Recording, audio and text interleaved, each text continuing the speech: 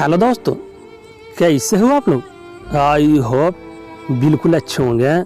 Mummy, मुझे ना वो पड़ोस वाले अंकल अच्छे नहीं लगते। अब क्या हुआ, पसंद कौन आता है तुम्हें? नहीं मम्मी, मैं सच कह रही हूँ। वो जब आते हैं मुझे बिल्कुल अच्छा नहीं लगता।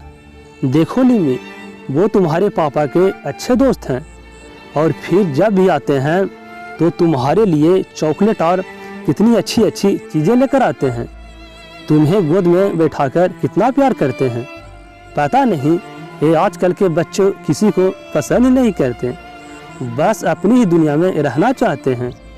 11 साल की निम्मी ज़्यादा तो नहीं जानती थी, पर उसे समझ नहीं आ रहा था कि वो मम्मी को कैसे बताएं कि अंकल उसके साथ कैसी हरकत करते हैं। अगली बार जब वो अंकल फिर से उसके घर आए तो वो सहम गई। अंकल ने उसे चॉकलेट दी तो उसने मना किया, पर मम्मी के कहने पर ले ली। मम्मी बोली, मैं चाय बनाकर लाती हूँ, आप बैठें। तब तक ये किसी से फ़ोन पर बात कर रहे हैं। ज़रूरी भेजती हूँ इनको। निम्मी, तब तक तुम अंकल के पास बैठकर बात करो। मैं पापा को बोलती हूँ, पर मम्मी मुझे होमवर्क करना है। अरे हो जाएगा, होमवर्क भी कौन सा डिप्टी कलेक्टर की पढ़ाई है। अभी कहकर मम्मी अंदर चली गई चाय बनाने। पापा अंदर फ़ोन पे बात कर रहे थे। निम्मी कसमसा कर रह गई।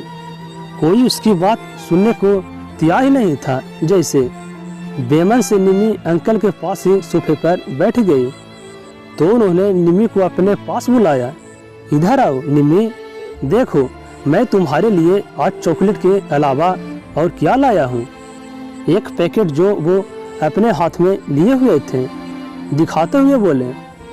निम्मी ने कहा, नहीं मुझे कुछ नहीं चाहिए, कहकर वो अंदर जाने लगी तो अंकल ने उसे खींचकर अपनी गोद में बैठा लिया और जोर से उसके गालों पर पप्पी ले ली। निम्मी बहुत असहज महसूस कर रही थी।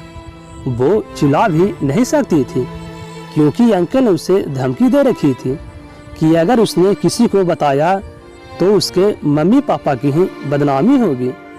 उसका मासूम मन उनकी बातों को भला कहाँ समझ सकता था। वो डर गई थी। तभी एकाएक न जाने क्यों उसके मासूम मन में एक सवाल आया। उसने कहा, अंकल एक बात पूछूं? हाँ पूछो। आप अपनी बेटी को बहुत प्यार करते हैं ना? हाँ करता हूँ। उन्होंने कहा, कितना? बहुत ज़्यादा। मेरी तरह? हाँ तुम्हारी तरह। तो उसे भी आप गोद में बैठाते हैं मेरी तरह और ऐसे ही प्यार करते होंगे ना, जैसे मेरे साथ करते हैं ना अंकल? उसे भी ऐसे ही छूते होंगे ना, जैसे आप मुझे छूते हैं। ये बात रसोई से आते हुए उसकी मम्मी ने सुन ली थी। उन्हें तो जैसे विश्वास ही नहीं हुआ कि कोई इतनी छोटी बच्ची के साथ भी। अब उन्हें समझ आया कि निम्मी क्यों बार बार मना करती रही और वो माँ होकर भी न समझ सकी। तुरंत निम्मी की मम्मी अंदर आई और उसे उनकी गोद से अलग कर जोर से एक थप्पड़ रसीद किया और हिदायत दी कि आइंदा इस घर की तरफ रुख मत करना। मैंने अपनी बच्ची की बातों का नज़रअंदाज कर एक बाहरी इंसान पर भरोसा किया। काश अपनी बच्ची की बात की ओर गौर किया होता। तुम जैसे भेड़िए हर घर में छुपे हुए हैं। तब तक शोर सुनकर निम्मी के पापा भी बाहर आ गए थे। सारा माजरा समझ आते ही पुलिस को फ़ोन करने लगे थे कि उन्होंने पापा के पैर पकड़ लिए। मुझे माफ़ कर दो, आगे से ऐसी गलती दोबारा नहीं होगी।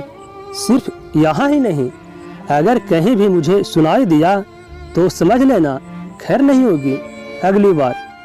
दोस्ती की आड़ में तुमने मुझे भी धोखे में रखा। अब तक निकल जाओ यहाँ से, फिर कभी अपनी शक्ल मत दिखाना मुझे।